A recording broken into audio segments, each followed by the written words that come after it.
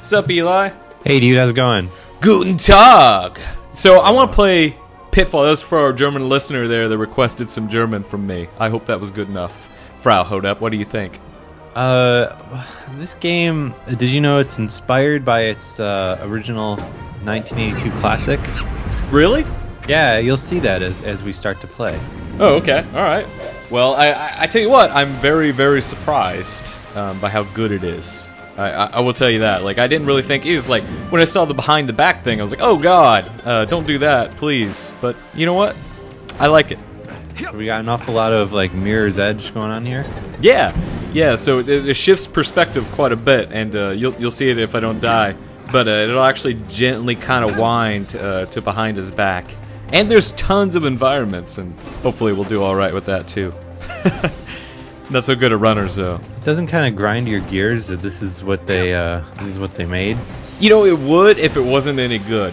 You know, like that's kind of the thing. It's just like you don't see a lot of endless runners that have this much production value and actually add like some new mechanics on top of that. And I can appreciate that. I mean, they're actually adding stuff here, and it's I guess more of it's more visual kind of features, but you know, there is stuff. You know, meaningful stuff. It just seems kind of blatant to me in that like the only thing that's really Pitfall to this is like you swing on a vine every once in a while. Yeah, right. Your dude has a whip and there's snakes. Yeah, yeah. Well, you beat up a lot of animals. Almost like when I was playing this game, I'm like, this guy's a psychopath. I mean, all he's doing is running through like some jungle, just destroying animals and scorpions and stuff like that. He's kind of crazy. He's kind of crazy. Also, he doesn't have a face. I don't know if you noticed that. You don't need a face when all you see is the back of your head. I guess.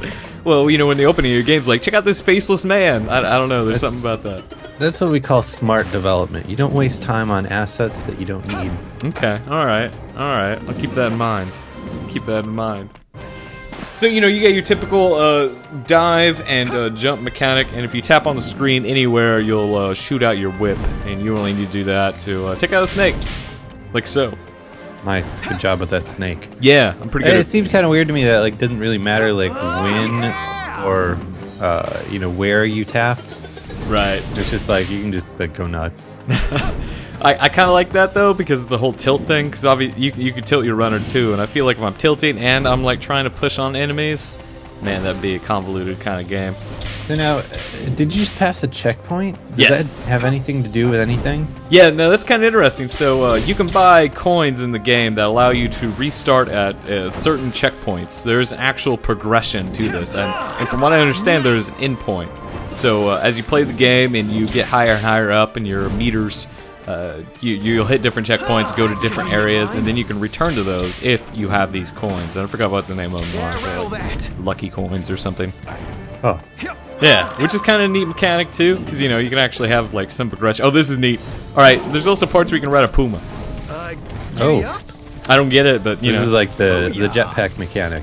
I guess. Which yeah. also apparently was part of the 1982 classic that started it all. I remember that fondly. All those times I would jump on a panther or whatever that is, and you know, make it to the end of the level. You know, I really don't remember Pitfall. I just remember the graphics. I'll admit it. It seems like you're doing a lot better than I did in this game. I'm pretty good at this video game. I'm gonna throw that out there. How much practice have you had? About an hour. Oh, you know, speaking of good at video games, I'm getting pretty good at Agent Dash. Oh, really? Can you get the jetpack? Well, yeah, but you know, here's what happens after you go through the base. You go through like a town, and then you go through another base, and then you go through another jungle, I think. Oh, cool. But it gets going so fast that it's just like... Just impossible? Yeah, basically impossible. Oh, bummer. This game seems to maintain speed, and it's a little bit slower, I guess, than Temple Run, or at least that's kind of the feel I get. This doesn't seem too quick, which is nice. You actually have time to react.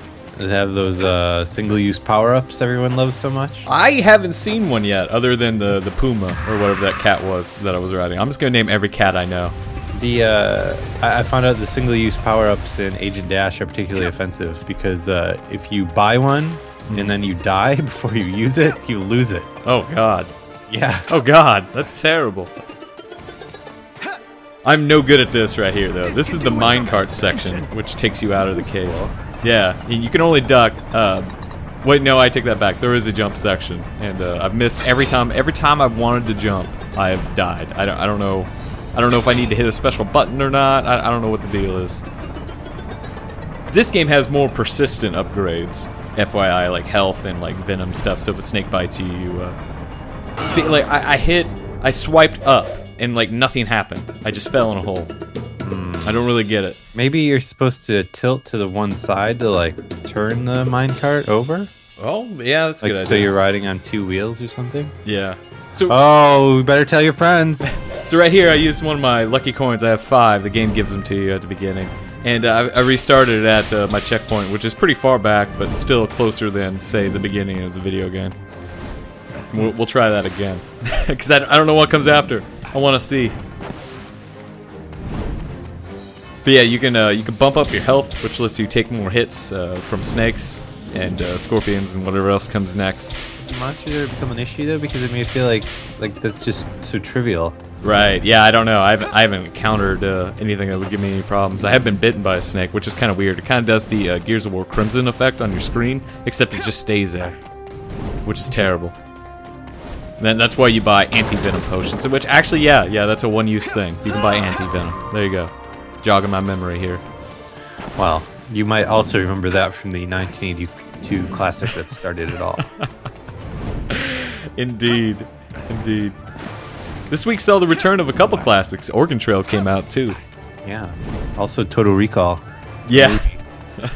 How was it? Did you see it? Did you see it? No, you know, when I found out it was PG-13, I I fully lost interest. I watched the original movie like I said I would the other day. And you know what? Not so bad. And I'll tell you why. Because it is a commentary on like narrative dissonance.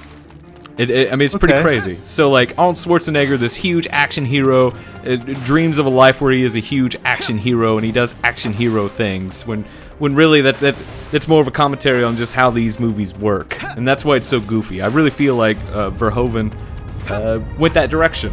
I think he was trying to make a statement on robot cab drivers. That too. That too. I just thought it was interesting kind of looking at it in that kind of frame of mind. I'm like, you know what? This movie, not so bad now. And this is why he's so cheesy. Because he's trying to play that up. It always was good. I mean, like, I think all his movies are good. I don't know. Yeah, RoboCop was great. Like, have you seen Starship Troopers? Yes. Yes.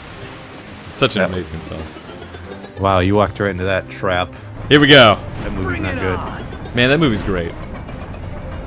We'll debate that on another day, Eli. I've got mine carting to do here. Yeah, wow. Now, do you remember this section from the 1982 classic that started it all? Yes, I do. I do fondly. Let me tell you, all those. No, I don't. See, here's another jump. Come on! What am I supposed to do? I was tilting and I was jumping. I think I don't know. I think that's where you just got to give the game your money. I think maybe I have to jump quicker. But anyway, here's a look at the checkpoints. We'll just check out the store and stuff like that. There's a lot, but you can also tell that there's an end. And you can see how I'm doing better than everyone else I know, which is great. Best player in the world. Eli, way down there. Good job. You can buy new suits, I guess, for your faceless man. As well. Oh, it was a Jaguar. Okay, so we were riding a Jaguar. Tonics, anti-venom, haste. Which I guess, yeah, it's probably like a jetpack mechanic. Just makes you run faster or something like that. But anyway, that's Pitfall, 99 cents, in-app purchases out the wazoo. There's actually a $30 purchase that you can buy. It's like a ton of diamond bars. There's also, a ton of diamonds, and there's also diamond bars that you can pick up in the environment. You can use either or. 2 economies, 1 video game. Wow. Pitfall. Re-envisioned and rebooted for iOS. Check it.